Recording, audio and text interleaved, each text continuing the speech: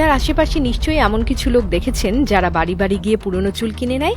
এই চুলগুলো সাধারণত মহিলাদের থেকে সংগ্রহ করা হয় এবং একেবারে অল্প দামে কিনে নেওয়া হয়। কিন্তু কখনো ভেবে দেখেছেন এই চুলগুলো পরে কি করা হয়? আসলে এসব চুলের বিশাল এক বাজার রয়েছে, যেখানে নকল চুল বা উইগ এক্সটেনশন এবং হেয়ার পিস তৈরি করে বিশাল অঙ্কের মুনাফা করা হয়। প্রথমে সংগ্রহ করা চুলগুলোকে বিশেষভাবে পরিষ্কার ও প্রক্রিয়াজাত করা হয়, কারণ অনেক সময় এগুলোতে ধুলো, ময়লা, তেল ও অন্যান্য রাসায়নিক পদার্থ লেগে থাকে। এরপর চুলগুলোকে একেবারে সোজা ও মসৃণ করা হয়, যাতে এগুলো দেখতে সুন্দর এবং ব্যবহারের জন্য উপযোগী হয়। এই প্রসেসের সময় চুলের মধ্যে কিছু বিশেষ ধরনের কেমিক্যাল ও কন্ডিশনার মেশানো হয়, যা চুলের জট ছাড়িয়ে দেয় এবং একে নরম ও চকচকে করে তোলে।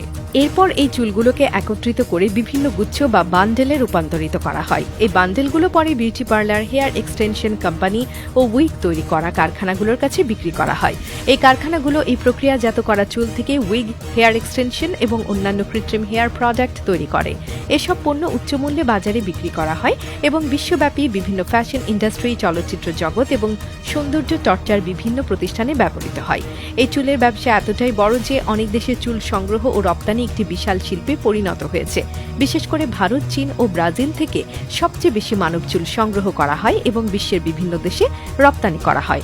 অনেক নামকরা উইগ ব্র্যান্ড বা বিউটি ইন্ডাস্ট্রি তাদের চুল সংগ্রহের জন্য নির্দিষ্ট লোক রেখেছে, যারা বিভিন্ন গ্রাম ও শহর থেকে চুল সংগ্রহ করে আনে।